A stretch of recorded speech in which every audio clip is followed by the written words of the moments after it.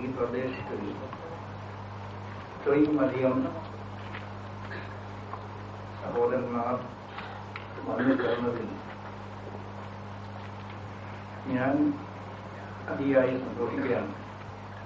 നിങ്ങളെ കാണാനും നിങ്ങളുമായി സൗഹൃദ ബന്ധം സ്ഥാപിക്കാനും സാധിച്ചതിൽ ഞങ്ങൾക്ക് അതിയായ സന്തോഷമുണ്ട്. നിങ്ങൾ ഞങ്ങൾക്ക് നൽകുന്ന സ്വീകരണത്തിന് നിങ്ങളോട് അല്ലാഹു സുബ്ഹാനഹു വ തആലയോടും ആദ്യമായും നിങ്ങളോടും നന്ദി രേഖപ്പെടുത്തുകയും ചെയ്യുന്നു. ബഹുമാനികളെ, ഞാൻ വളരെ ദീർഘിച്ച് സംസാരിക്കുന്നില്ല. എന്തുകൊണ്ട്? ഇവിടെയുള്ള കാലാവസ്ഥ വളരെയധികം എനിക്ക് അനുകൂലമല്ല എന്നതാണ്. അല്പം ചില കാര്യങ്ങൾ മാത്രം നിങ്ങളുടെ മുമ്പിൽ വെച്ചുകൊള്ളുന്നു. നാം ഒരു സംഗതി ഞാൻ നിങ്ങൾ മനസ്സിലാക്കണം. അതെന്താണെന്ന് വെച്ചാൽ, ഈ ദുനിയാവില് നാം നിവസിക്കേണ്ടത് ദുനിയാവാണ്. ദുനിയാവിൽ ഹക്ക് മാത്രം അല്ല ഉണ്ടാവരുത്, ഹക്കോട് കൂടി ബാത്തിലും ഉണ്ടാവും. ആ കാര്യം തീർച്ചയാണ്. ദുനിയാവ് വെറും ഹക്കിന്റെ സ്ഥലമല്ല. ഹക്കിന്റെ കൂടപ്പിറപ്പായും കൊണ്ട് ബാത്തിൽ അതിന്റെ കൂടെ ഉണ്ടായിരിക്കും. അത് ദുനിയാവിന്റെ നിയമമാണ്. നാം കാണുന്നുണ്ട്, ബഹുമാനപ്പെട്ട ആദം നബി അലൈഹിസ്സലാമിനെ അല്ലാഹു സൃഷ്ടിച്ചു. അത് ഹക്കിന്റെ നിലയിൽ. അതേ സമയത്ത് ആദം നബി അലൈഹിസ്സലാമിന്റെ കൂടെ ലഅനത്താക്കപ്പെട്ട ഇബ്ലീസുണ്ടായി നമുക്ക് പറയുന്നത്.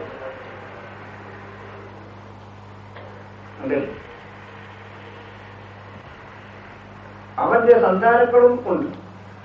അവന്റെ സന്താനങ്ങൾ എന്നാൽ പരിശുദ്ധ ഖുർആൻ പറയുന്ന മിനൽ ജിന്നത്തി വന്നാസ് എന്ന് പറഞ്ഞിട്ടുണ്ട്. അവന്റെ സന്താനങ്ങൾ ജിന്ന് വർഗത്തിലും ഉണ്ട്, മനുഷ്യവർഗത്തിലും ഉണ്ട് എന്ന് പരിശുദ്ധ ഖുർആൻ പറയുന്നുണ്ട്. അവന്റെ സന്തതികളെ പറ്റി മിനൽ ജിന്നത്തി വന്നാസ് പരിശുദ്ധ ഖുർആന്റെ അവസാന സൂറത്തിൽ ആ കാര്യം വ്യക്തമായി അറിയിച്ചിട്ടുണ്ട്. അതായത് ഹക്കിന്റെ കൂടെ ഏത് സമയത്തും ബാത്തിൽ ഉണ്ടാകും. അതിനെ വേർതിരിച്ച് മനസ്സിലാക്കൽ ആണ് ഒരു മുസ്ലിമിന്റെ ഒരു മുഅ്മിന്റെ ചുമതല. ഒരു മുഅ്മിന്റെ ചുമതല ഹക്കിനോട് കൂടെയുള്ള ബാത്തിലിനെ വേർതിരിച്ച് മനസ്സിലാക്കി ഹക്ക് അനുസരിച്ച് പ്രവർത്തിക്കുക എന്നത് ഒരു മുഅ്മിന്റെ ചുമതലയാണ്. വെറും ഹക്ക് മാത്രമാണെങ്കിൽ ഇത് ദുനിയാവല്ല, വെറും ബാത്തിൽ മാത്രമാണെങ്കിലും ഇത് ദുനിയാവല്ല.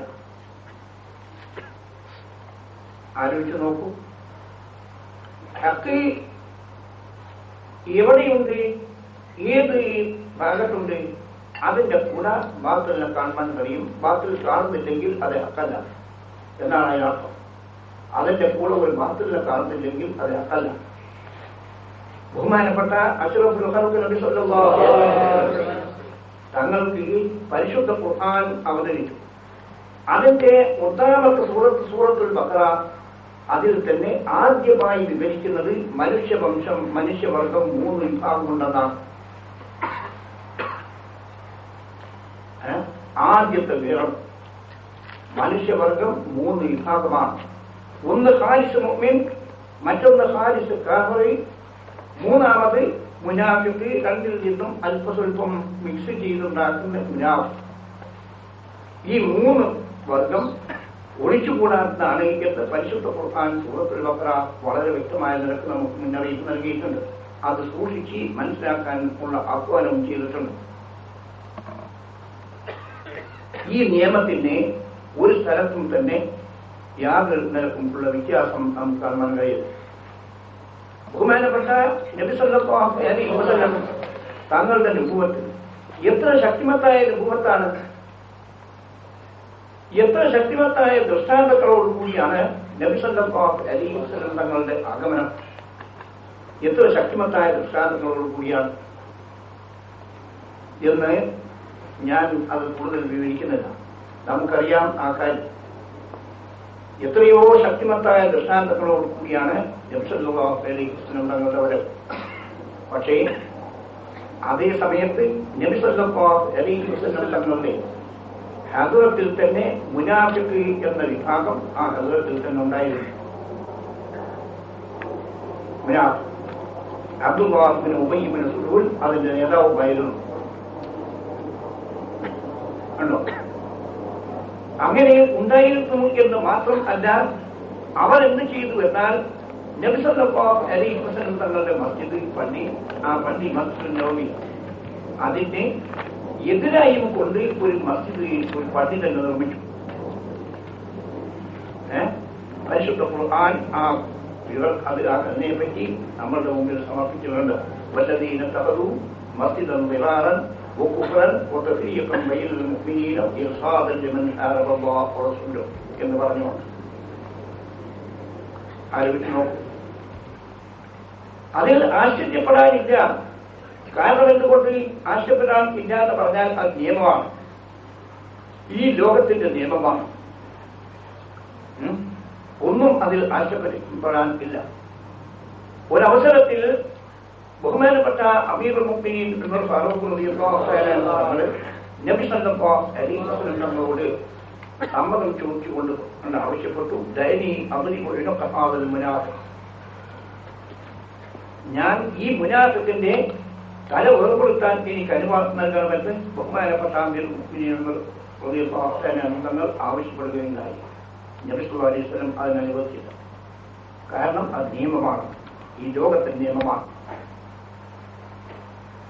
ചിന്തിച്ച് നോക്കാം. ആശയപ്പെടാൻ ബഹുമാനപ്പെട്ട സമസ്ത കേരള ജമിയത്തുൽ ഉലമ ആലോചിച്ച് നോക്കും നിങ്ങളത് അതിനെ പറ്റി.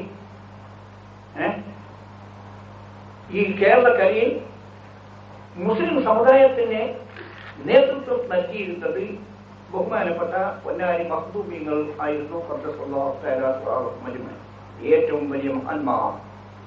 പൊന്നാരിയിൽ നിന്ന്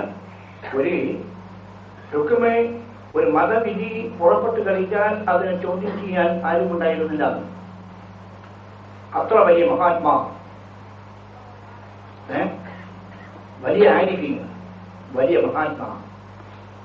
പക്ഷേ ഞാൻ ആദ്യം നിങ്ങളോട് അറിയിച്ച ക്രമത്തിൽ ഏത് സാഹചര്യത്തിനും ഇവിടെ ഒരു എതിർ വിഭാഗം ഉണ്ടാകും. അങ്ങനെ അല്പകാലം കഴിഞ്ഞപ്പോൾ മഖ്ദൂം തറവാട് ക്ഷയിച്ചു. അത് ക്ഷയിച്ച ആ സമയത്ത് ബഹുമാനപ്പെട്ട വലിയ മഹാനായ വരക്കൽ മുല്ലക്കോയ തങ്ങളവർ ഏറ്റവും വലിയ ആരിഫും കുത്തുബ് സമാനുമാണ്.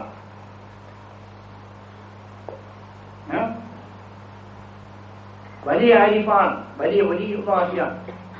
താൻ എന്ത് ചെയ്തു എന്നാൽ 70 കൊല്ലം മുമ്പ് താൻ എന്ത് ചെയ്തു, ആ കാലത്തുള്ള മുഴുവൻ സ്വാലിഹീകളായ അൽമികളെയും വിളിച്ചുകൂട്ടി.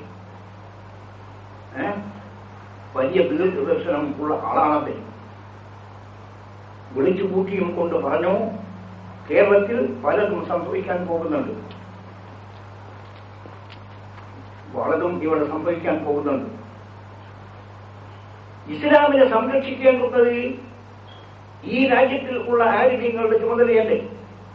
അത് നിങ്ങളെ കൊണ്ട് ഒറ്റക്ക് വഹിക്കാൻ സാധ്യമല്ല.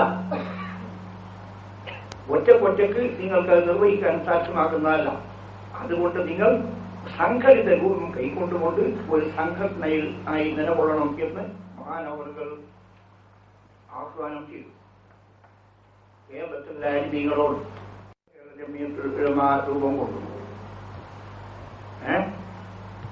അന്നുള്ള മഹാന്മാരായ സ്വാലിഹീങ്ങളെല്ലാം അതിൽ ഉൾപ്പെട്ടു.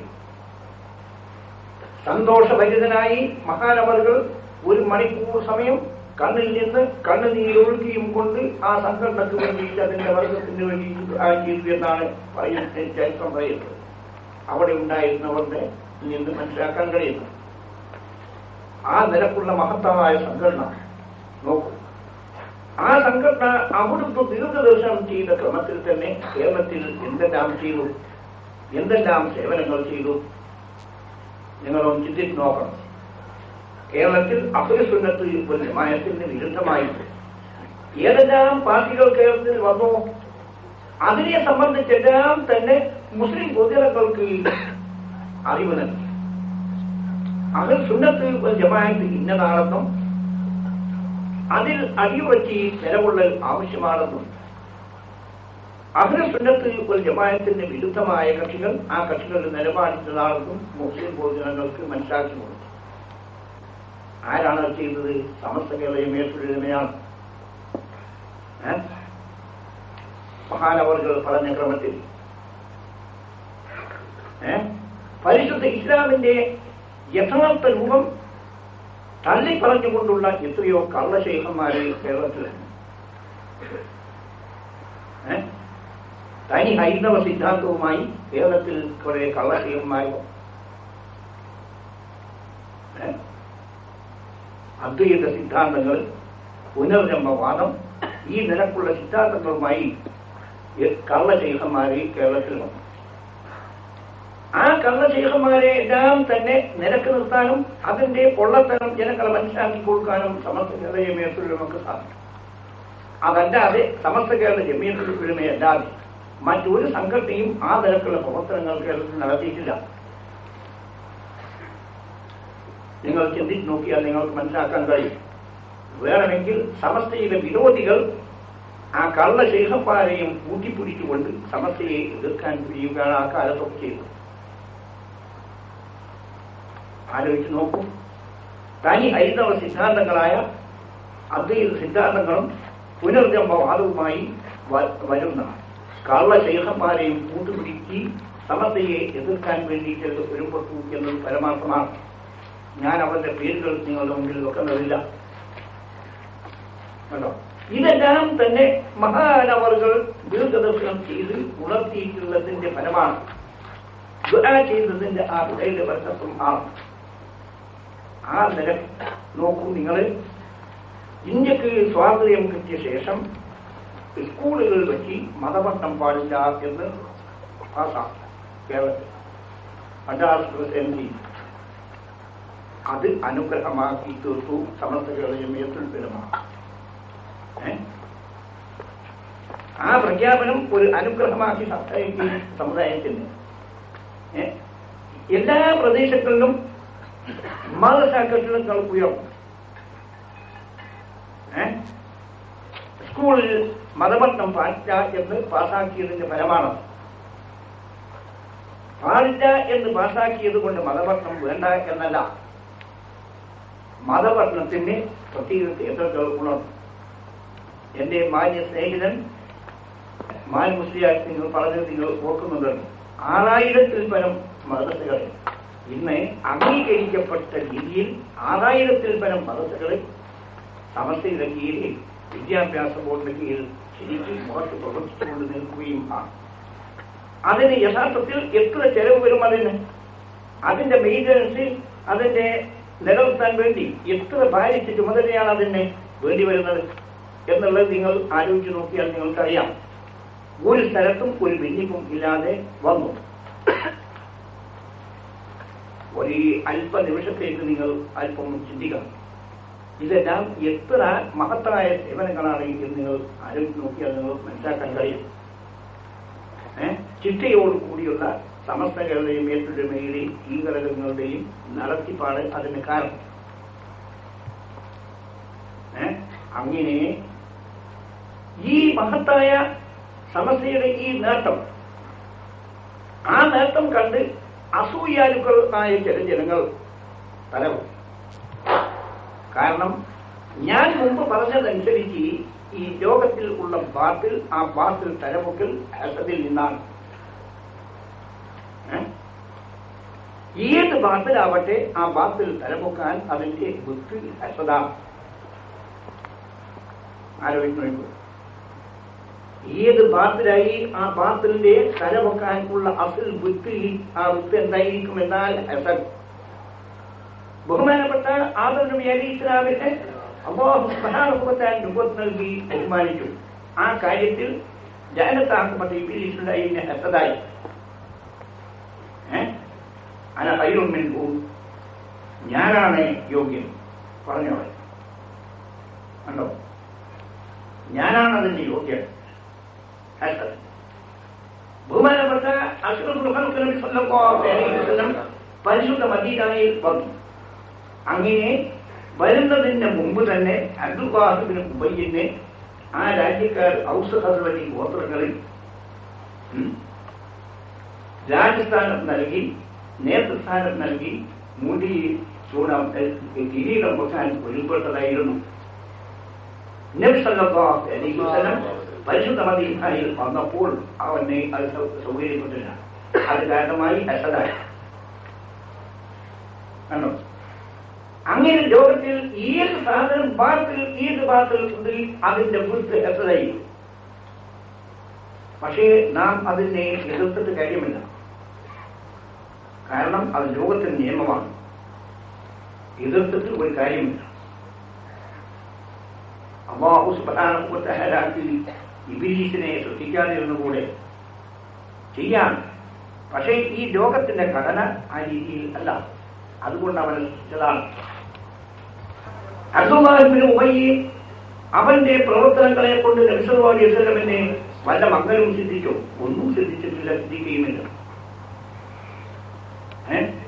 ആലോചിച്ച് നോക്കാം. അതേ നിരക്ക് സമസ്ത കേരള ജമിയത്തുലമയുടെ ഈ മഹത്തായ പ്രവർത്തനത്തിൽ അസൂയപ്പൂണ്ട് ചില ആളുകൾ എന്ത് ചെയ്തു? ഒരു എതിർ സംഘടന രൂപീകരിച്ചു. അഖില കേരള ജമിയത്തുൽ ഉലമാഅത്തുൽ എതിർ സംഘടന. അതിന് ഒരു നേതാക്കൾ, അന്ന് അറിയപ്പെട്ട വലിയ നേതാക്കളാണ് അവര്. ദൈവബന്ധനും മറ്റും പോയി പാസ്സായി ഇവിടെ വന്ന് വേലൂരിലൊക്കെ മുദ്രസായി ഒക്കെ ഉള്ള ആളുകളാണ്. അതെന്താ? ഞാനൊരു കാലത്ത് വേലൂർ മുദ്രസായിരുന്നു.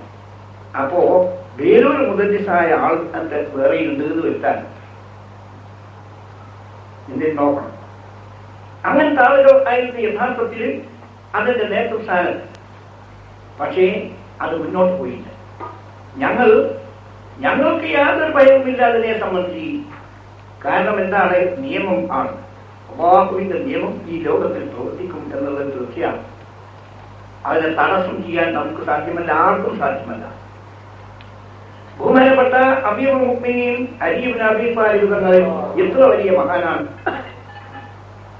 ആലോചിച്ച് നോക്കൂ. പക്ഷേ അബ്ദുർ റഹ്മാൻ ഇബ്നു മുൽജമിന്റെ ഒരു കുത്തി ഏറ്റുകൊണ്ടാണ് അവസാനം വഫാത്തായത്. അതെന്തുകൊണ്ട്? നിയമമാണ്, ലോകത്തിന്റെ ഘടനയുടെ നിയമമാണ്. അല്ലാഹുവിന്റെ തെളിവിയെ ഈ ലോകത്തിൽ ആ വിധത്തിൽ ആണ് നീങ്ങിക്കൊണ്ട് നിൽക്കുന്നത് എന്നത് യാഥാർത്ഥ്യമാണ്, പരമാർത്ഥവും ആണ്. മഹാനായ ഉമർ ഫാറൂഖ് റളിയല്ലാഹു അൻഹു ആരാണ് മഹാൻ? എത്ര വലിയ മഹാനാണ്! അബൂലുബുലത്തിന്റെ ഒരു കഷായത്തിലൂടെ കുത്തുകൊണ്ടിട്ടാണ് അവസാനം വന്നത്. കണ്ടോ? അതെല്ലാം തന്നെ ഈ ലോകത്തിന്റെ ഘടനയാണ്. ഈ ലോകത്തിന്റെ വ്യവസ്ഥ, അതിന്റെ കായിക, അതിന്റെ നിയമം അല്ലാഹു സുബ്ഹാനഹു വ തആല നിയമിച്ച നിയമങ്ങൾ ആണ്. അവൻ വ്യവസ്ഥപ്പെടുത്തിയ ഒരു വ്യവസ്ഥയും ആണ്. നാം അത് ശരിക്കും മനസ്സിലാക്കണം എന്നുള്ളതാണ് നമ്മളുടെ ചുമതല. ആലോചിച്ച് നോക്കൂ. കണ്ടോ? പക്ഷേ അല്ലാഹു സുബ്ഹാനഹു വ തആല അത് വെറുതെ വിടില്ല. മറ്റുള്ളവരെ പരിശോധിക്കാൻ വേണ്ടി അങ്ങനെ ചെയ്യുന്നതെങ്കിലും കൂടി ആ പരിശോധനയ്ക്ക് വിധേയമായ ശേഷം അതിന്റെ യഥാർത്ഥ രൂപം ജനങ്ങളെ മനസ്സിലാക്കി കൊടുക്കും. ബദർ യുദ്ധത്തിൽ മുസ്ലിം സമുദായത്തിന് നബി സല്ലല്ലാഹു അലൈഹി വസല്ലമിനും ഇസ്ലാമിനും വമ്പിച്ച വിജയം കൈവന്നു. യൗമുൽ ഫുർഖാൻ എന്ന് പരിശുദ്ധ ഖുർആൻ അതിനെ സംബന്ധിച്ച് പറഞ്ഞിട്ടുണ്ട്. ഹഖ് ബാത്തിലിന്റെ ഇടയ്ക്ക് വേർതിരിഞ്ഞ ദിവസം എന്ന്. അത് കഴിഞ്ഞപ്പോൾ അബ്ദുല്ലാഹ് ഇബ്നു ഉബയ്യും അവന്റെ വിഭാഗവും എന്ത് പറഞ്ഞു എന്നാൽ ഇനി നല്ലതാണ് എന്ന് മനസ്സിലാക്കി പറഞ്ഞുകൊണ്ടിട്ട് പ്രഖ്യാപിച്ചുകൊണ്ട് ഇസ്ലാമിന്റെ അടിയിൽ പ്രവേശിക്കാൻ ചെയ്തത്. നബി സല്ലല്ലാഹു അലൈഹി വസല്ലം തടഞ്ഞില്ല. തടയാൻ നിയമമില്ല. തന്നെ അതാണ് നിയമം. ഉള്ളിൽ ഉള്ള കാര്യങ്ങൾ, ആ കാര്യങ്ങളെ സംബന്ധിച്ച് കണക്ക് നോക്കുന്നത് അല്ലാഹുവിന്റെ മുതലാണ് എന്ന് ആണ് ചിന്തിച്ച് നോക്കൂ. അതെല്ലാം വളരെ അർത്ഥവത്താണ്. പക്ഷേ ബദറിന് ശേഷം ഉഹദ് സംഭവിച്ചു. ആ ഉഹദിൽ അല്ലാഹു സുബ്ഹാനഹു വ തആല അവരെ തള്ളിനിറം വിളിച്ചിട്ട് കൊണ്ടു. അതായത് അതിന്റെ അർത്ഥം ബാത്തിലിനെ മറ്റുള്ള ജനങ്ങൾക്ക് വേർതിരിച്ചു കൊടുക്കും, അതിനുള്ള അവസരം അല്ലാഹു സുബ്ഹാനഹു വ തആല സൃഷ്ടിക്കും എന്നാണ് അതിൽ നിന്ന് മനസ്സിലാക്കാൻ ഉള്ള ഇത് നോക്കണം. കണ്ടോ, അന്ന് ഞങ്ങൾ എന്ത് ചെയ്തു? സമസ്ത കേരള ജമിയത്തുൽ ഉലമയുടെ യഥാർത്ഥ നിലപാട് ജനങ്ങൾ മനസ്സിലാക്കാൻ വേണ്ടി കോഴിക്കോട്ടിൽ ഒരു സമ്മേളനം വിളിച്ചു കൂട്ടി, പൊതുജനങ്ങൾ സമ്മേളനം വിളിച്ചു കൂട്ടി. ബഹുമാനപ്പെട്ട പാണക്കാട് പൂക്കോയ തങ്ങളവകൾ ആണ് അധ്യക്ഷൻ. ബഹുമാനപ്പെട്ട ബാബി തങ്ങളവകളും എല്ലാവരും ഉണ്ട്. കാരണം എന്താണ്? അവരെല്ലാം സമസ്തയുടെ മെമ്പർമാരാണ്.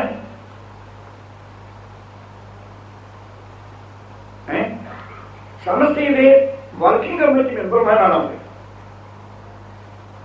വളരെ കാലം മുതൽ ബഹുമാനപ്പെട്ട ബാബി തങ്ങളവകളും പാണക്കാട് പൂക്കോയ തങ്ങളവകളും വഫാത്താക്കുന്നത് വരെ സമസ്തയുടെ വിശാഖാംഗങ്ങളാണ്, വർക്കിംഗ് കമ്മിറ്റി മെമ്പർമാരാണ്. ഈ യാഥാർത്ഥ്യങ്ങളിൽ അധിക ആളുകൾക്കും അറിയില്ല. എന്നിട്ട് നോക്ക്, അതിൽ നിങ്ങൾക്ക് പലതും മനസ്സിലാക്കാൻ കൊണ്ട് ആലോചിച്ചാൽ പലതും നമുക്ക് അതിൽ നിന്ന് മനസ്സിലാക്കാനുണ്ട്. അതായത് അവർ ഇന്ത്യൻ മുസ്ലിം ലീഗിന് നേതൃത്വം നൽകിയിട്ടുള്ള മഹാന്മാരാണ്. ആ മഹാന്മാർ സമസ്തയുടെ വർക്കിംഗ് കമ്മിറ്റി മെമ്പർമാരാവുക എന്നാൽ അതിന്റെ അർത്ഥം എന്താണ്? ആരും അതിനെ എതിർത്തിട്ടില്ല. ആലോചിച്ച് നോക്കൂ, ഞാൻ അതിനെ സംബന്ധിച്ച് ഇപ്പോൾ ഉണർത്തുന്നുണ്ട്. അങ്ങനെ ബഹുമാനപ്പെട്ട മഹാൻ പാണക്കാട് പൂക്കോയ തങ്ങളവകൾ ആ സദസ്സിൽ അധ്യക്ഷനായിരുന്നു. തനിക്ക് സ്വാഭാവികമായി സാധാരണങ്ങൾക്ക് ഉണ്ടാക്കുന്ന ഒരു മനോമാറ്റങ്ങൾ ഉണ്ടാവും. ചില സമയത്ത് ദേഷ്യം വന്നാൽ ആ നിലക്ക് മനോമാറ്റം വന്നുകൊണ്ട് അദ്ദേഹം പറയുകയുണ്ടായി, ഇവിടെ അഖിലിയും കുബിലിയും ഇവിടെ വേണ്ട, ഇവിടെ സമസ്തമായി എന്ന് പറയുകയുണ്ടായി. അതിന് ശേഷം ആ സാധനം പിന്നെ എവിടെ പോയി എന്നാലും കണ്ടില്ല. അതോടുകൂടി അത് നശിച്ചു. ജനങ്ങളെ വലിച്ചോളി. നശിച്ചു എന്ന് പറയുന്നത് ജനങ്ങൾ വലിച്ചോളി. ആലോചിച്ച് നോക്കണം. പക്ഷേ അതിലുണ്ടായിരുന്ന ചില കുട്ടികളിൽ, അതിൽ പ്രവർത്തിച്ചിരുന്ന ചില കുട്ടികളിൽ, ആ കുട്ടികൾക്ക് പിന്നെന്താണ് പിന്നെ എങ്ങുമില്ലാതെ അബ്ദുല്ലാഹിബ്നു ഉബയ്യും വിഭാഗവും ഇസ്ലാമിൽ പ്രവേശിച്ച മാതിരി അവരെന്ത് ചെയ്തു എന്നാൽ മരുടെ ആ മനസ്സോട് കൂടി അവരെന്ത് ചെയ്തു? സമസ്ത കേരള ജമിയത്തുൽ ഉലമയുടെ അണിയിലേക്ക് വന്നു. വന്നാൽ തടയേണ്ടതില്ലല്ലോ. അബ്ദുല്ലാഹിബ്നു ഉബയ്യ നബി സല്ലല്ലാഹു അലൈഹി വസല്ലം തടഞ്ഞിട്ടില്ലല്ലോ. ആലോചിച്ച് നോക്കൂ, അങ്ങനെ തടഞ്ഞില്ല. പക്ഷേ അന്ന് തലമുതിർന്ന സമസ്തയിൽ ഉള്ള നേതാക്കൾ പറഞ്ഞിട്ടുണ്ട്, ആ കുട്ടികളിൽ ഐക്യങ്ങളുടെ പ്രവർത്തനങ്ങൾ സൂക്ഷിക്കണം. അവർ സമസ്തത്തിൽ കേടുവരും, ദുഷ്പേര് ഉണ്ടാക്കിയിട്ടും അവരുടെ സ്ഥിതി അതാണെന്ന് അവരെ പറ്റി പരിചയമുള്ളവർ അന്ന് ഉണർത്തിയിട്ടുണ്ടായിരുന്നു. ഏതുപോലെ മഹാനായ അമീറുൽ മുഅ്മിനീൻ ഫാറൂഖ് തങ്ങളും മറ്റുള്ളവരും അബ്ദുല്ലാഹിബ്നു ഉബയ്യിനെ സംബന്ധിച്ച് മറ്റും ഉണർത്തിയ ക്രമത്തിൽ ഉണർത്തിയിട്ടുണ്ടായിരുന്നു. ശരി, നോക്കാം എന്നുള്ള നിലയ്ക്ക് അവർ സമസ്തയിൽ അംഗങ്ങളായ 1970 ആണോ? അങ്ങനെ അവരുടെ പ്രവർത്തനങ്ങളിൽ സമസ്തയുടെ പേരും പറഞ്ഞുകൊണ്ടുള്ള പ്രവർത്തനങ്ങൾ, ആ പ്രവർത്തനങ്ങൾ നടന്നു. കുട്ടികളല്ലേ, നന്നായിക്കൊള്ളട്ടെ. ഈ സുന്നത്ത് ജമാഅത്തിന് പ്രവർത്തിക്കാൻ ആരുണ്ട്? അതിന്റെ ഒരു യുവ അണി തയ്യാറാവുകയല്ലേ വേണ്ടത് എന്ന് ഞങ്ങൾ മനസ്സിലാക്കി. എന്നിട്ട് നോക്കണം, സുന്നത്ത് ജമാഅത്തിന്റെ പ്രവർത്തനം മുറയ്ക്ക് കേരളത്തിൽ നടക്കണമെങ്കിൽ അതിനെ ഒരു യുവ അണി തയ്യാറാവണ്ടേ എന്നും മറ്റുള്ളവരെ കൊണ്ട് കഴിയും എന്ന് മനസ്സിലാക്കി ഞങ്ങൾ അവർക്ക് പ്രവർത്തനത്തിന്റെ സൗകര്യങ്ങൾ ഏർപ്പെടുത്തി കൊടുത്തു. ചിന്തിച്ചു നോക്കണം. അങ്ങനെ 1979 അതിൻ്റെ ഇടയ്ക്ക് തന്നെ അവരുടെ പ്രവർത്തനത്തിന്റെ ശൈലി ജനങ്ങൾക്ക് രസിച്ചിട്ടില്ല. ആ നിരക്കുള്ള പ്രവർത്തനങ്ങൾ ആണ് അവരുടെ. ഏതെങ്കിലും ആവട്ടെ 1979 മാനവസ്ലിയാർ പറഞ്ഞ നിരക്കിൽ അവരെന്ത് ചെയ്തു? സുന്നി യുവജന സംഘം അതെന്തിനാണ് കുട്ടികൾ നന്നാവാൻ വേണ്ടി ആ സുന്നി യുവജന സംഘം യഥാർത്ഥത്തിൽ ഏർപ്പെടുത്തിയത് എന്തിനാണെന്നറിയുമോ? ഞങ്ങൾ ഏർപ്പെടുത്തിയിരുന്ന സമയത്തുള്ള ഉദ്ദേശം കേരളത്തിൽ ഹൈസ്കൂളുകളിലും കോളേജുകളിലും പഠിക്കുന്ന മുസ്ലിം സമുദായത്തിന്റെ സന്താനങ്ങളുണ്ട്. ആരും നോക്കൂ, എന്തിനു നോക്കൂ, ഹൈസ്കൂളുകൾ,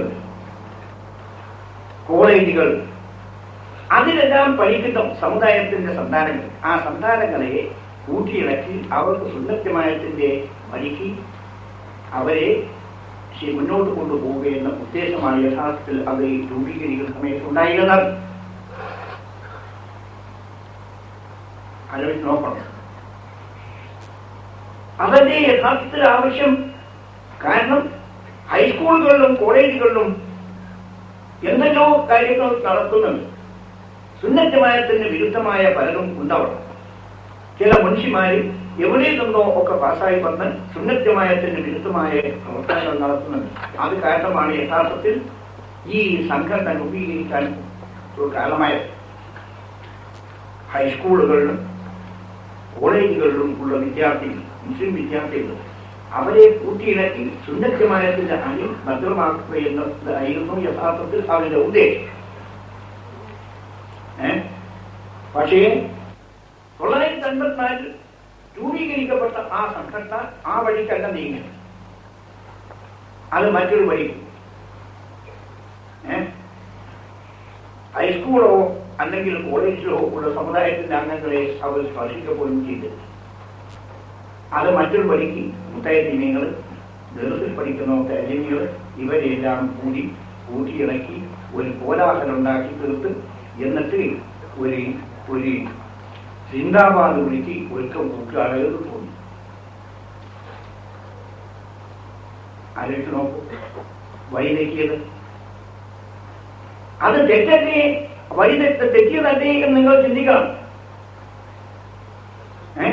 ദർസിലുള്ള മുത്താലിമീങ്ങളെ, കേരളത്തിലുള്ള ദർസിലുള്ള മുത്താലിമീങ്ങളിൽ അവർ എന്തിനാണ് ഈ അങ്ങാടിയിൽ ഇറക്കി ചിന്താപാട് വിളിച്ചിട്ട് പല കാര്യമുണ്ട്. ദീൻ അതുകൊണ്ട് നിലനിൽക്കും. ചിന്തിച്ച് നോക്കണം.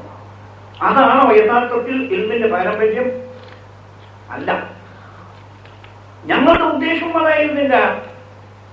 അങ്ങനെ 979 എന്ത് ചെയ്തു എന്നാൽ ഇവര് ഒരു പ്രമേയം പാസാക്കി, സ്റ്റേറ്റ് കമ്മിറ്റിയിലേക്ക് ഒരു പ്രമേയം പാസാക്കി സമസ്തയിലേക്ക് അങ്ങോട്ട് അയച്ചു.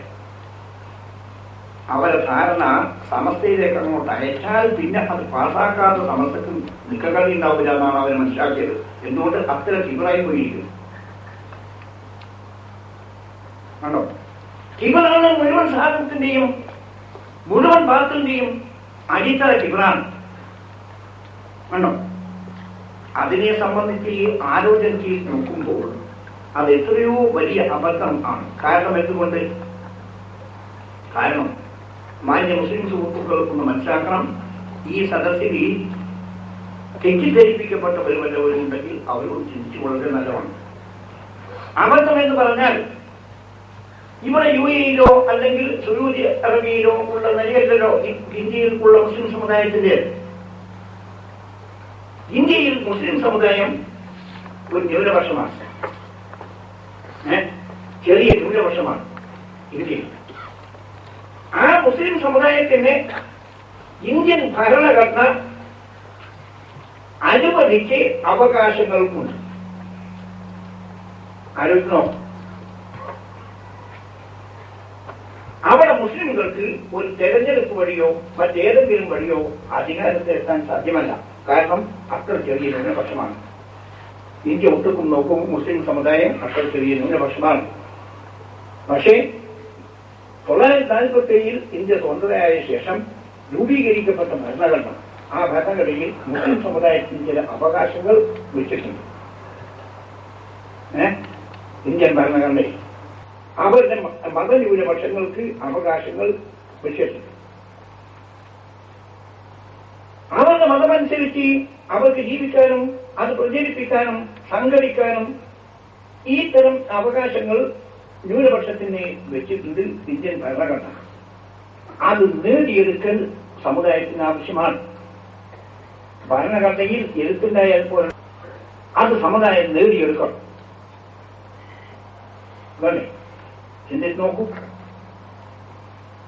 നിങ്ങൾ അല്പബുദ്ധി പ്രയോഗിക്കുന്നതായാൽ ഈ പറയുന്നതിന്റെ യഥാർത്ഥം നിങ്ങൾക്ക് മനസ്സിലാക്കാൻ കഴിയും. ഇന്ത്യൻ മുസ്ലിമുകൾക്ക് ഭരണഘടന അനുവദിച്ച് അവകാശങ്ങൾ ഉണ്ട്. ആ അവകാശങ്ങൾ നേടിയെടുക്കണം.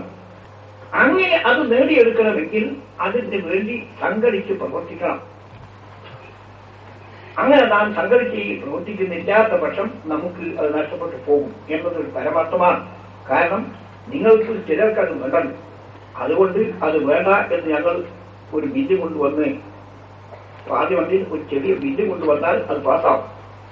ആ പാസ്സായ അത് എതിർക്കുന്ന സമയത്ത് തന്നെ പിന്നെ എന്ത് വരും? ചിലരുടെ നിങ്ങൾ എന്ത് വേണ്ടാന്ന് പറയുന്നത് എന്തിനോ? മുസ്ലിം സമുദായത്തിന് ഇന്ത്യയിൽ ഉള്ള രാഷ്ട്രീയം എന്ന് പറഞ്ഞാൽ അതിന് ഇതാണ് അർത്ഥം. ഇതിൽ അപ്പുറം ഒരു അർത്ഥം മുസ്ലിം സമുദായത്തിലില്ല, രാഷ്ട്രീയത്തിനില്ല. കേട്ടോ, ഏത് രാഷ്ട്രീയ പാർട്ടികൾക്കുണ്ട് ഈ സമുദായത്തിന്റെ ഭരണഘടന അനുവദിച്ച് ആനുകൂല്യങ്ങൾ വകവെച്ച് തരുന്ന ഏത് രാഷ്ട്രീയ പാർട്ടിയുണ്ട്?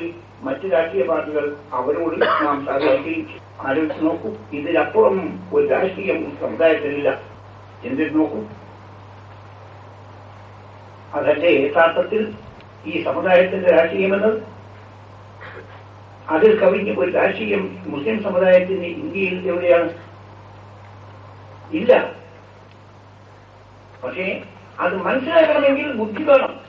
ആ നിലക്ക് ആ ആവശ്യത്തിന് വേണ്ടി പ്രവർത്തിക്കുന്ന ഒരു രാഷ്ട്രീയ കക്ഷി ഇന്ത്യയിൽ ഉണ്ട്. അത് വളരെ പാടുപെട്ട് ത്യാഗങ്ങൾ സഹിച്ചുകൊണ്ട് ആ സംഘടന ശക്തിപ്പെടുത്തിയും കൊണ്ടാണ് മഹാനായ സയ്യിദ് അബ്ദുറഹ്മാൻ ബാഫി തങ്ങളും ഇസ്മായിൽ സാഹിബും മറ്റെല്ലാ നേതാക്കളും വളരെ അധികം പണിപ്പെട്ട് വളരെ ത്യാഗങ്ങൾ സഹിച്ചുകൊണ്ട് കണ്ടാണ് ആ സംഘടന ശക്തിപ്പെടുത്തിയും കൊണ്ടിട്ട് വന്നത്, മുന്നോട്ട് വന്നത്. ആ സംഘടനയുടെ ലക്ഷ്യവും അതാണ്. സമുദായത്തിന് ഭരണഘടന അനുവദിച്ച് അവകാശങ്ങൾ നേടിയെടുക്കുക എന്ന ലക്ഷ്യം ആണ്. അത് അങ്ങനെ പ്രവർത്തിച്ചുകൊണ്ട് നിൽക്കുമ്പോൾ പിന്നെ ഇവിടെ ഒരു കുമൈലി ആവശ്യം എന്താ? ഈ കുമൈലിക്ക് ഇതിന്റെ പല ആവശ്യമുണ്ട്. ആലോചിച്ച് നോക്കൂ. ഇതിന്റെ പേര് എന്താണ്? സമസ്തത്തിൽ ഇതിന്റെ രാഷ്ട്രീയം. അപ്പോൾ നിലവിലുള്ള രാഷ്ട്രീയങ്ങൾ, ആ രാഷ്ട്രീയങ്ങൾ ഒട്ടും തന്നെ അതൊക്കെ തള്ളി പറയുന്നുണ്ട്. സമസ്തക്ക് സ്വന്തം ഒരു രാഷ്ട്രീയം, അതായത് ആ സമസ്തയിലെ അംഗങ്ങളാണ്. അതിന്റെ മുമ്പ് ആ രാഷ്ട്രീയത്തിൽ പ്രവർത്തിക്കുന്നവരൊക്കെ സമസ്തന്റെ അംഗങ്ങളുമാണ്. അതിനെല്ലാം പുറമെ ഒരു രാഷ്ട്രീയ വിജയം, ഒരു രാഷ്ട്രീയ നിലപാടിൽ സമസ്ത സ്വീകരിക്കേണ്ട വല്ല കാര്യവുമുണ്ടോ? ആലോചിച്ച് നോക്കൂ. ഒരിക്കലും തന്നെ ആവശ്യം ഇല്ല എന്നാണ് പരമാർത്ഥം. വളരെ വേദനാജനകമായ ഒരു നീക്കമല്ലേ അത്. ഇന്ത്യൻ ഭരണഘടന അനുവദിച്ച് അവകാശങ്ങൾ നേടിയെടുക്കാൻ വേണ്ടിയുള്ള ഐക്യം, ആ ഐക്യം തകർത്തുകൊണ്ട് മറ്റൊരു രാഷ്ട്രീയ സംഘടന ഉണ്ടാക്കണം എന്ന് പറയുന്നത്. തെരഞ്ഞെടുപ്പ് വന്നാൽ സ്ഥാനാർത്ഥികൾ അന്തരം, എന്നിട്ട് കോലാഹലങ്ങൾ ഉണ്ടാക്കലും ചിന്താവാദ വിളിക്കലും ഇതൊന്നും സമസ്ത മുമ്പ് ചെയ്തിട്ടുള്ളതല്ല. ആ രംഗത്തിൽ കൂടിയിട്ടല്ല പ്രവർത്തിച്ചു പോകുന്നത്. ഇതെല്ലാം യാഥാർത്ഥ്യങ്ങളാണ്. പക്ഷേ 4-5 കുണ്ടന്മാരുണ്ട്. അങ്ങനെ എന്ത് ചെയ്തു? ഒരു സാധനം ഉണ്ടാക്കി, MDP എന്നൊരു സാധനം ഉണ്ടാക്കി. അതില്ലേ അതുണ്ടാക്കി, എന്നിട്ട് അതിന്റെ ഒരു മൗലവിനെ തലപ്പത്ത് വെച്ച്, എന്നിട്ട് ഓനെ സ്ഥാനാർത്ഥിയായി നിർത്തി. എന്നിട്ട് ഓന്റെ കാലാരണപ്പെട്ടു, ഓന്റെ സർവവും നഷ്ടപ്പെട്ടു. വയ്യ അതിൽ പോയി. ഇപ്പം വേറൊരു പണം തീർത്ത് ഒരുത്തന് സ്ഥാനാർത്ഥിയാക്കി ഒരു പോയി.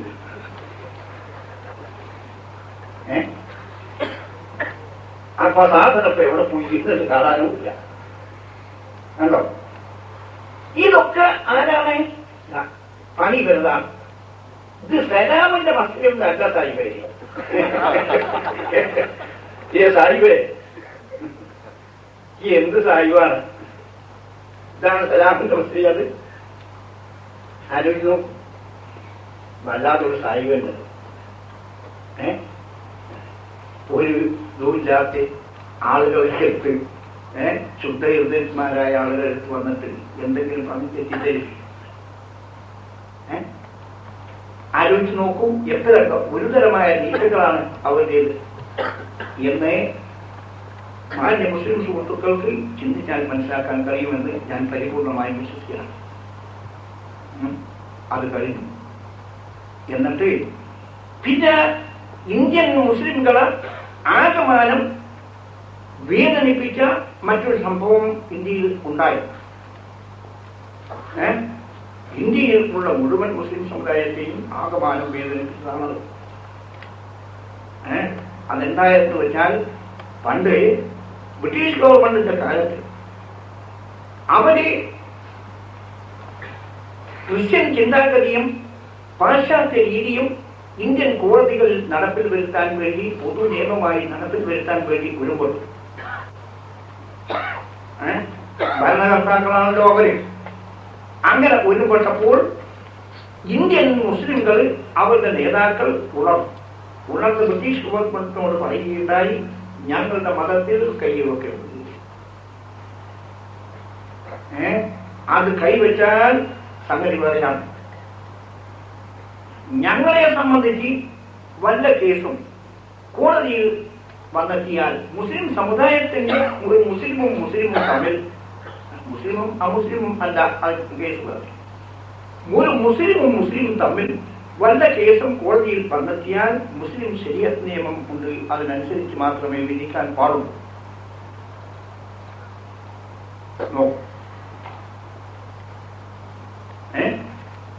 അത് നിങ്ങൾക്ക് മനസ്സിലാക്കണമെങ്കിൽ ഞാൻ ഒറ്റ ഉദാഹരണം നിങ്ങളുടെ മുമ്പിലുണ്ട്. മുസ്ലിം കുടുംബത്തിൽ ഒരാൾ മരണപ്പെട്ടു. അയാളുടെ സ്വത്ത് ഭാഗിക്കണം, മക്കൾക്ക് ഭാഗിക്കണം. എന്നാൽ എങ്ങനെ അവർ തർക്കമായി ആ വിഷയം കോടതിയിൽ വന്നെത്തി. അങ്ങനെ വന്നെത്തുമ്പോൾ അവിടെ എന്ത് ചെയ്യുന്നുണ്ട്? മുസ്ലിം ശരീഅത്ത് നിയമം അനുസരിച്ച് ആൺകുട്ടിക്ക് ഇത്ര വേണം, പെൺകുട്ടിക്ക് ഇത്ര വേണം എന്നാണ് ഹർജി തയ്യാറാക്കുന്നത്. അതനുസരിച്ച് മാത്രമേ കോടതി വിധിക്കുകയുള്ളൂ. നേരെ മറിച്ച് അമുസ്ലിംകളുടെ സ്വഭാവം അതല്ല. അവർക്ക് മറ്റൊരു നിയമം കണ്ടോ. അങ്ങനെ 1936 ബ്രിട്ടീഷ് ഗവൺമെന്റ് മുസ്ലിം സമുദായത്തിന്റെ അവകാശം വകവെച്ചുകൊണ്ട് ശരീഅത്ത് ആക്ട് പാസാക്കി. ആ ശരീഅത്ത് ആക്ട് അനുസരിച്ചാണ് മുസ്ലിം സമുദായത്തിന്റെ കാര്യങ്ങൾ, വ്യക്തിപരമായ കാര്യങ്ങൾ, ആ കാര്യങ്ങൾ ഇന്ത്യയിൽ നടന്നുകൊണ്ട് നിൽക്കുന്നത്. കോടതിക്ക് അതിനെ മറികടക്കാൻ യാതൊരു അധികാരവുമില്ല. മറികടന്ന് ഒരു വിധി നൽകിയാൽ അത് സാധുവല്ല. അത് മുസ്ലിം സമുദായത്തിന്റെ അഭിമാനമാണ്. ഇന്ത്യൻ ഭരണകർത്ത അത് അനുവദിച്ചതും ആണ്. പക്ഷേ ഇന്ത്യയിൽ അതിനെതിരായിക്കൊണ്ട് പ്രക്ഷോഭങ്ങൾ പലരും നടന്നിട്ടും. അങ്ങനെ ആ പ്രക്ഷോഭത്തിന്റെ ഫലമായി കൽക്കത്ത ഹൈക്കോടതിയിൽ ഒരു കേസ് കൊല്ലാൻ പോകുന്നു. എന്താണ് ആ കേസ്? ഖുർആൻ വിദേശ സാധനമാണ്, അത് ഇന്ത്യന്റെ സാധനമല്ല, അത് ഇന്ത്യന്റെ പുറത്തു നിന്ന് ഇന്ത്യയിലേക്ക് അത് കടത്തി കൊണ്ടുപോകുന്ന സാധനം ആണ്. അതുകൊണ്ട് ഇന്ത്യയിൽ ആ ഖുർആൻ നിരോധിക്കണം എന്ന് പറഞ്ഞൊരു കേസ്. കണ്ടോ എത്ര മാറ്റമുണ്ട്? അത് വിദേശ ചരക്കാണ്, ഡ്യൂട്ടി കൂടാതെ ഇങ്ങോട്ട് കയറ്റിയതാണ്, അതുകൊണ്ട് അത് നിരോധിക്കണമെന്ന് പറഞ്ഞുകൊണ്ട് കേസ് കൽക്കത്ത ഹൈക്കോടതി. ഏതിനാ? ഖുർആൻ. അവിടെ എത്തി ചിന്താഗതി. കൽക്കത്ത ഹൈക്കോടതി ആണെങ്കിൽ അത് നിവൃത്തിയില്ലല്ലോ, നിയമം അനുവദിക്കില്ലല്ലോ, അതുകൊണ്ട് ആ ഹരി തള്ളിയിരിക്കുന്നത്. പക്ഷേ ഇന്ത്യൻ സുപ്രീം കോടതി ഒരു കേസിൽ വിധി പ്രസ്താവിച്ചുകൊണ്ട് അതിന്റെ വിധിന്യായത്തിൽ ഇന്ത്യ ഗവൺമെന്റിനോട് ശുപാർശ ചെയ്ത് പറഞ്ഞു, ഇന്ത്യയിൽ മുസ്ലിം നിയമം അമുസ്ലിം നിയമം രണ്ട് നിയമം, ആ രണ്ട് നിയമമാണ് കോടതിയിൽ അതിൽ അരുത്, ഒരു നിയമം ഏക സിവിൽ കോഡിൽ നടത്തണമെന്ന ശുപാർശ ഇന്ത്യന്റെ സുപ്രീം കോടതി. ആലോചിച്ച് നോക്കൂ. വല്ല ബുദ്ധിമുട്ടുണ്ടോ ഇന്ത്യൻ പാർലമെന്റിന്? അവിടെ ഭൂരിപക്ഷം ആരാണ്? ഒരു ബില്ല് കൊണ്ടുവന്ന് അത് പാസ്സാക്കിയെടുക്കാൻ ഇന്ത്യൻ പാർലമെന്റിന് എന്താണ് പ്രയാസമുള്ളത്? ഒരു പ്രയാസവും. ആ സമയത്താണ് മുസ്ലിം നേതാക്കൾ, അവിടെയുള്ള മുസ്ലിം നേതാക്കൾ കക്ഷി വ്യത്യാസം മറന്നു. മുസ്ലിം ശരീഅത്ത്, ആ ശരീഅത്തിന്റെ ആക്ട് അത് ഭേദഗതി ചെയ്യാൻ പാടില്ല, അതിൽ കൈകടത്തരുത്.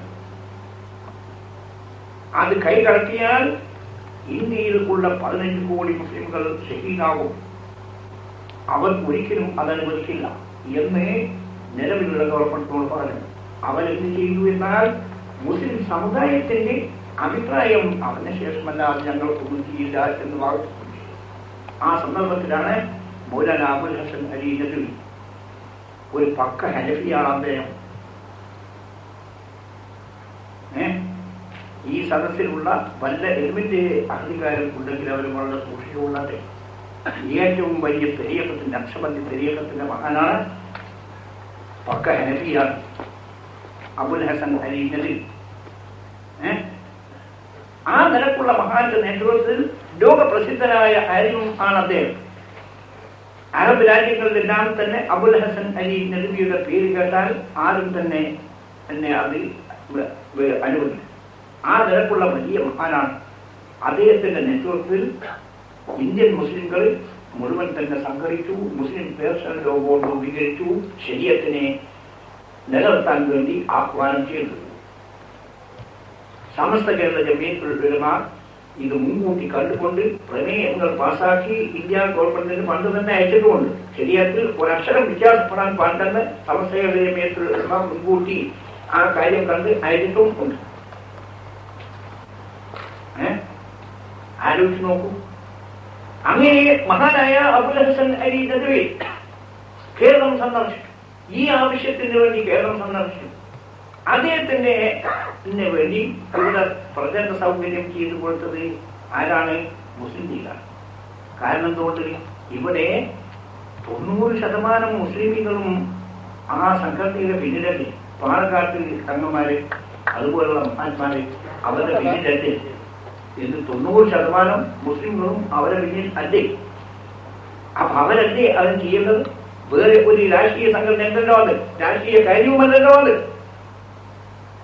എന്തോ അന്ന് ഇന്ത്യയിൽ മുസ്ലിം ശരീഅത്തിനെ അപഹസിച്ചുകൊണ്ട് അതിനെ പരിഹരിച്ചുകൊണ്ട് ചില ആളുകൾ എന്ത് ചെയ്തു? അതിനെ പ്രഖ്യാപനങ്ങൾ നടത്തി പലരും പറഞ്ഞു. പക്ഷേ മുസ്ലിം ലീഗും മുസ്ലിം സമുദായവും അതിനെ കഠിനമായ നേരിട്ടു. കണ്ടോ? അങ്ങനെ നിരീശ്വരവാദികൾ പലരും അതിനെ ആക്ഷേപങ്ങൾ പുറപ്പെടുവിച്ചിട്ടുണ്ട്. ആ മഹാനായ അബുൽ ഹസൻ അലി നദ്വിയുടെ സന്ദർശനം, കേരളത്തിൽ ഉള്ള സന്ദർശനത്തിന് കോഴിക്കോട് വലിയ ഒരു മീറ്റിംഗ് സംഘടിപ്പിച്ചു. ആ മീറ്റിംഗ് സംഘടിപ്പിച്ചപ്പോൾ സമസ്ത കേരള ജമിയത്തുൽ ഉലമയുടെ ഉത്തരവാദിത്വമാണത് യഥാർത്ഥത്തിൽ, അല്ലേ? സമസ്ത കേരള ജമിയത്തുൽ ഉലമ സുന്നത്ത് ജമാഅത്തിന് വേണ്ടി നിലകൊള്ളുന്നതാണ്.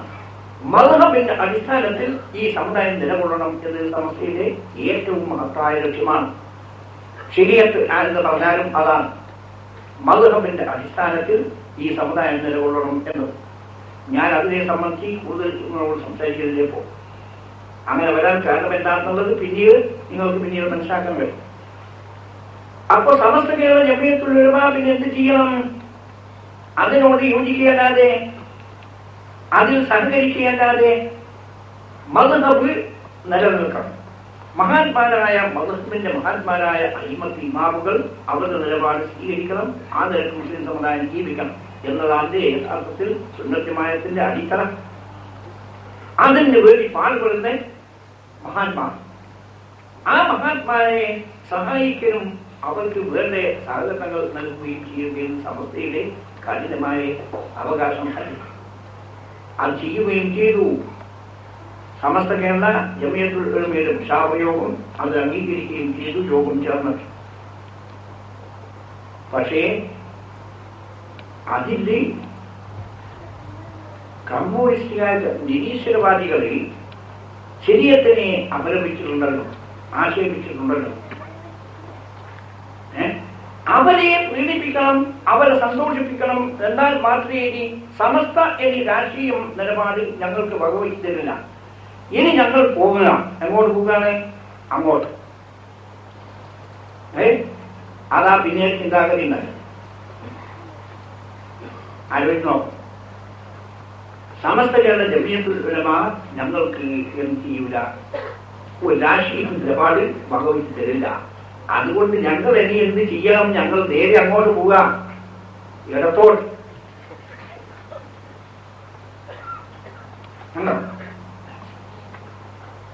ഞങ്ങൾ അസ്ഹാബ് ഷിമാലിൽ പെടുക, അസ്ഹാബുൽ യമീൻ ആവുക. ആലോചിച്ച് നോക്കൂ.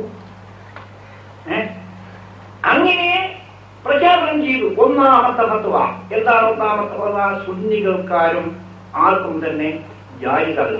എന്ത് ജായിസ്? അബുൽ ഹസൻ അലി നദ്വിക്ക് സഹായ സഹകരണങ്ങൾ ഈ ശരീഅത്തിന്റെ കാര്യത്തിൽ ചെയ്യൽ ജായിസല്ല. ഫത്വ.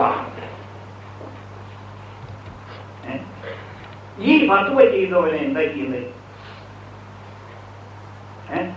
എന്നിട്ട് ഇവിടെ വന്നിട്ട് സലാമിന്റെ മസല എന്ന് പറഞ്ഞാൽ അതെന്താണ്? ഇത് സലാമിന്റെ മസല.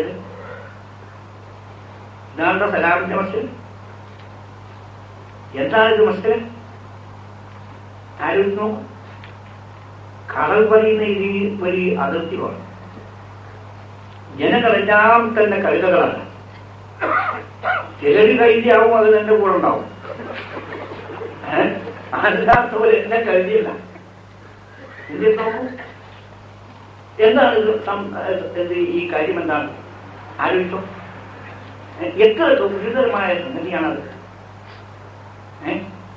ഭാഗ്യവശാൽ 947 ശേഷം ഇന്ത്യൻ മുസ്ലിമീങ്ങൾക്ക് ഉണ്ടായ ഏറ്റവും മഹത്തായ ഒരു നേട്ടം ആയിരുന്നു അത്. പാർലമെന്റിൽ ആ കാര്യം നിർത്തിവെച്ചു. അതിപ്പം അതിനെപ്പറ്റി ചിന്തിക്കുന്നില്ലാതെ ഗവൺമെന്റ് പറഞ്ഞു. എന്തുകൊണ്ട്? മുസ്ലിം സംഘടന ശക്തി, ആ ശക്തി ഈ കാലത്തിൽ വന്നു. ചെറിയ നേട്ടമാണോ അത്? ആലോചിച്ച് നോക്കൂ.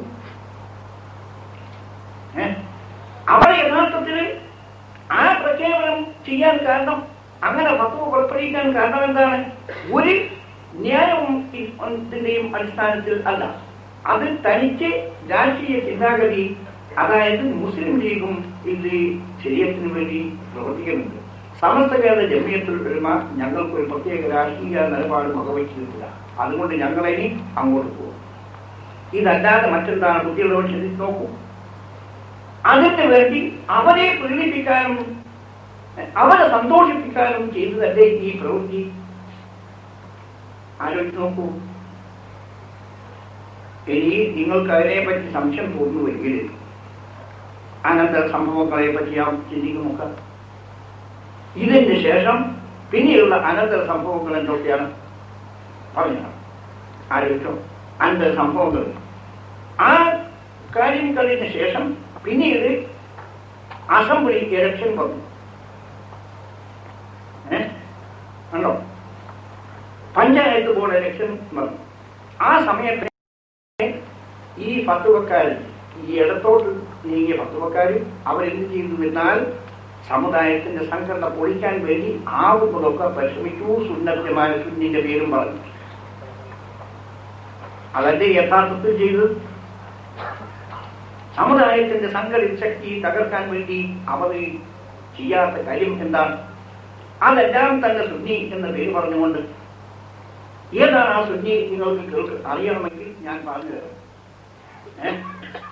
കുന്നമംഗലത്ത് ബാലൻ വൈദ്യർ ഒരു സ്ഥാനാർത്ഥി, രാമൻ മാസ്റ്റർ മറ്റൊരു സ്ഥാനാർത്ഥി. അതിൽ ബാലൻ വൈദ്യർ സുന്നി.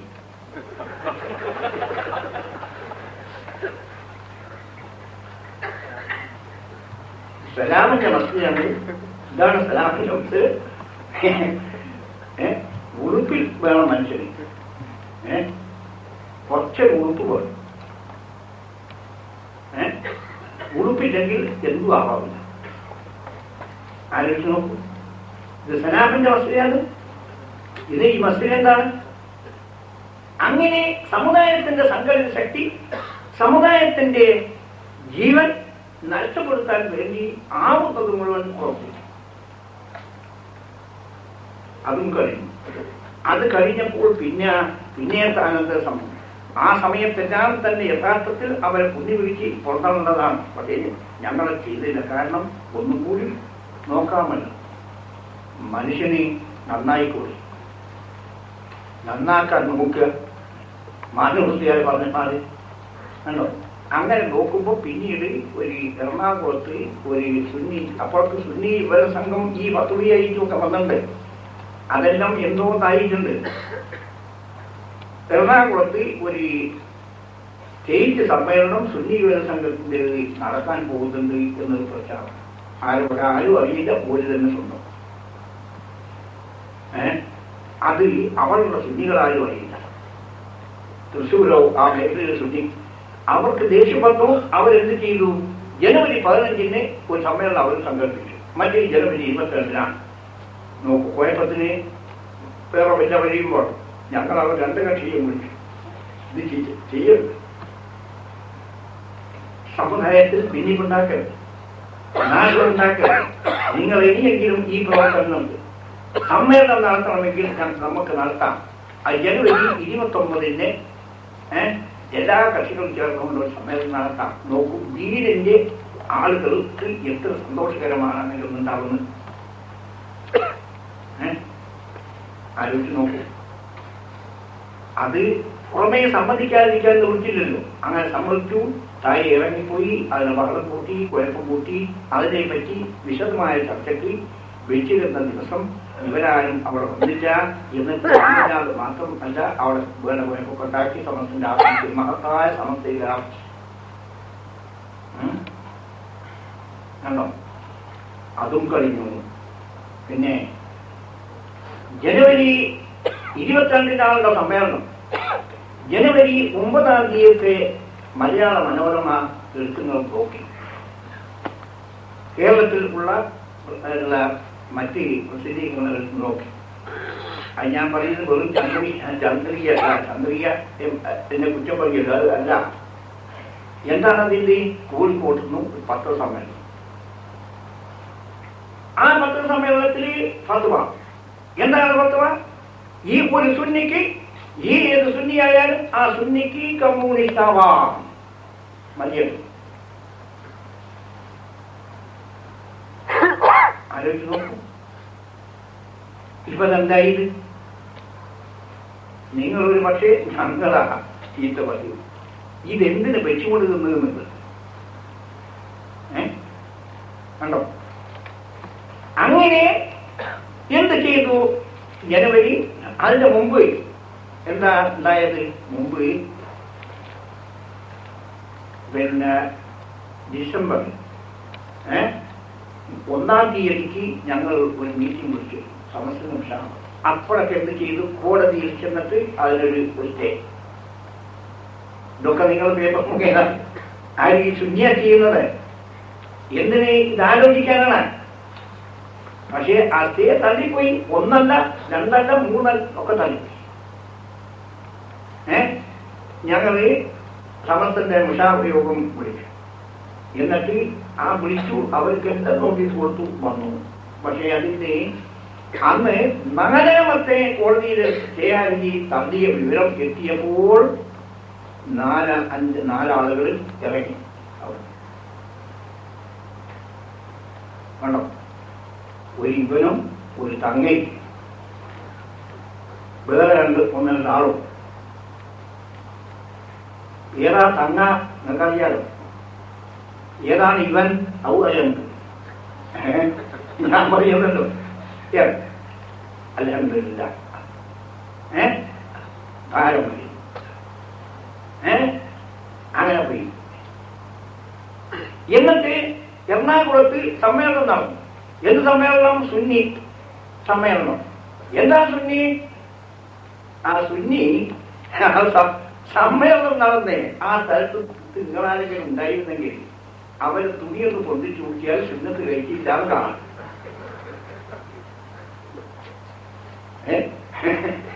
സുന്നത്ത് കഴിക്കാത്ത സുന്നി. അള്ളാഹു അക്ബർ. അള്ളാന്ന് പറയാനാണ്. അള്ളാഹു അക്ബർ. ഇതെന്തിനാണ് ഈ ജാതി പണിയെടുക്കുന്നത്? എന്നിട്ട് കളവെന്തിന് പറയുന്നത്? കളവെന്തിനൊക്കെ പറഞ്ഞു നടക്കുന്നത്? ഒരു മുസ്ലിമെ ചേർത്താൽ, ഒരു എന്റെ അധികാരത്തിൽ ചേർത്താൽ ആലോചിച്ച് നോക്കും. ഇന്ന് പിന്നെ അതും കളി. അങ്ങനെ പിന്നെ പോയിട്ട് എന്തായി? പിന്നെ ഫുൾ സുന്നി, മുഴുവൻ സുന്നി, അവൻ മാത്രം സുന്നി, അവനും അവന്റെ കൂടെ 3-4 ആളും മാത്രം സുന്നി, വേറെ ആരും സുന്നിയില്ല. ഇത് എത്ര കാലം നടക്കും? എത്ര കാലമാണ് നടക്കുന്നത്? പണ്ട് ഒരു കാക്ക പറഞ്ഞു, എന്താ കാക്ക? ഞാൻ കാക്ക കൊടുത്തു. എന്താ കാക്ക? ഇങ്ങനെ രാത്രി 12 മണി കഴിഞ്ഞാൽ ഒരു കുറുക്കൻ ഇങ്ങനെ ഒറ്റടും, വേറെ 2-3 അതിന്റെ കൂടെ ഒറ്റടും. അതെന്താണത്? ഈ ആ സമയം നോക്കിയിട്ട് വരും. അത് ഞാൻ ചെറുപ്പത്തിൽ ഇല്ല പോകുന്ന സമയം. അപ്പോ കാക്ക എന്നോട് പറഞ്ഞു, അത് കേൾക്കണോ? അത് ഒരു കുറുക്കനെ രാത്രി 12 മണി കഴിഞ്ഞാൽ 2 കാലുകൾ എഴുതിയിട്ട് നിൽക്കും. എന്നിട്ട് രാജൊക്കെൻ്റെതാണോ എന്ന് വിളിച്ചു പറയും. മറ്റുള്ള കുറുക്കന്മാര്, ഓന്റെ കൂടുതൽ 2-3 കുറുക്കന്മാർ ഒക്കെ ഒക്കെ ഒക്കെ ഒക്കെ ഇതാണ് കുട്ടികാരെ പറയുന്നത് എന്ന് പറഞ്ഞ് ഞാൻ അന്ന് ചെലവ് കുടിക്കുകയല്ലേ മൂപ്പരാ പറഞ്ഞത്. ഞാൻ മൂപ്പരെ തമാശാക്കിയതാണ് ചോദിച്ചത്. അത് തന്നെ വേറെ എന്താണ് അർത്ഥമുള്ളത്? വേറെ വല്ല അർത്ഥത്തിനുണ്ടോ? അതും കഴിഞ്ഞു, ആ സംഗതി എല്ലാം കഴിഞ്ഞു. പിന്നെ ഇപ്പം എന്താണെന്ന് വെച്ചാൽ പിന്നെ പാർലമെന്റ് ഇലക്ഷൻ വന്നു. അപ്പം മൂപ്പർക്ക് എന്താണെന്ന് വെച്ചാൽ ഇത് ഇബ്രാഹിം സുലൈമാൻ സേട്ടുവിനെ ഇപ്പം തോൽപ്പിക്കണം, എന്നിട്ട് വരുന്ന ഇലക്ഷനിൽ എനിക്ക് MP ആവണം. അത് എന്ത് ചെയ്തു എന്ന് വെച്ചാൽ പാർലമെന്റ് ഇലക്ഷൻ മലപ്പുറം ജില്ലയിലും അത് പൊന്നാനിയിലും എല്ലാം തന്നെ എന്ത് ചെയ്തു? അത് പോലീസിന്റെ കൂടാ, അല്ലെങ്കിൽ പിന്നെ അത് സാധിക്കൂല. നമ്മൾ ഒരു കയ്യിൽ സ്വർഗവും ഒരു കയ്യിൽ നരകവും തലയിൽ അറുപത് കൗസവും. എന്നിട്ട് നാട് മുഴുവൻ പൂരി ചുറ്റിയിട്ട് എന്ത് പറഞ്ഞു? ലീഗിനെ തറപറ്റിക്കണം, മുസ്ലിം ലീഗിനെ അതിന് തറപറ്റിക്കണം, മുസ്ലിം ലീഗിനെ തറപറ്റിക്കുന്നവർക്ക് സ്വർഗം, അതിന് വോട്ട് ചെയ്യുന്നവർക്ക് നരകം. പെണ്ണുങ്ങളെ നിങ്ങൾ ആഹാരം തന്നെ ലീഗിന് വോട്ട് ചെയ്തു പോയാൽ അബ്ദുൽ കൗസറിന്റെ നിലയിലാണ് ഞാൻ തരില്ല. എന്താണ് മട്ടം? എന്താണ് ഇതിന്റെ മട്ടം? ഇതാണ് ഇതിന്റെ മട്ടം. എന്താണ്? നിങ്ങളൊന്ന് ആലോചിച്ച് നോക്കി. ലോകത്തിൽ ഇതുപോലൊരു സാധനം ഉണ്ടായിട്ടുണ്ടോ? ലോകത്തിൽ 5 അത്ഭുതങ്ങൾ എന്നാണ് ചരിത്രം പറയുന്നത്. 6ാമത്തെ അത്ഭുതമാണ് ലോകത്തിൽ. എന്താണ് ഇതിന് അർത്ഥമുള്ളത്? എന്നിട്ട് ഇപ്പൊ അങ്ങനെ അബ്ദുൽ കൗസറായി ടോയെന്നങ്ങനെ നടക്കാപ്പോ ഇല്ല. എന്തിനാണ് ഇത്തരം വീര്യന്മാർ ഇതിന്റെ വലിയ അബ്ദുൽ കൗസർ കുടിക്കാനാ? ഇതിന്റെ വലിയ കൂടി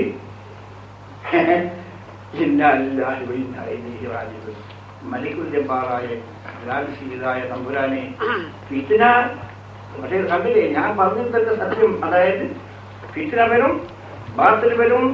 അത് അല്ലാഹു സുബ്ഹാനഹു വ തആല തന്നെ അതിന്റെ ചരിത്രം ജനങ്ങൾ കാണിച്ചു കൊടുക്കും. അതിന് സന്ദർഭം ഉണ്ടാകും. സന്ദർഭമാണ് ഉണ്ടാക്കിയതില്ല, യാതൊരു സംശയവും വേണ്ട.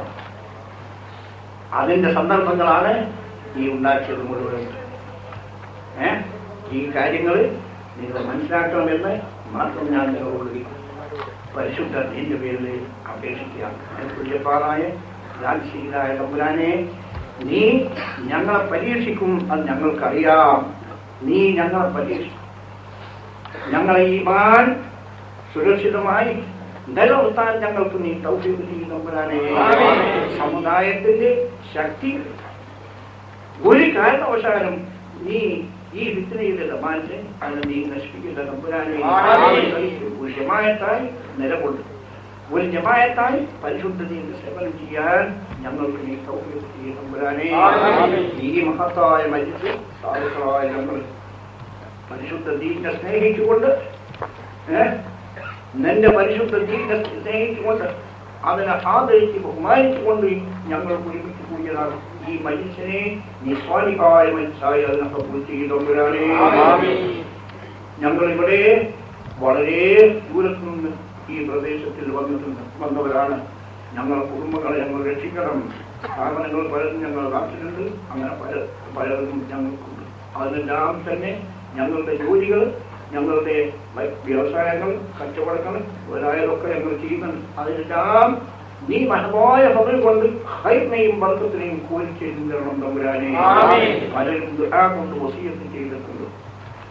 ദുആ ചെയ്യാൻ വേണ്ടി പലരും ആവശ്യപ്പെട്ടിട്ടുണ്ട്.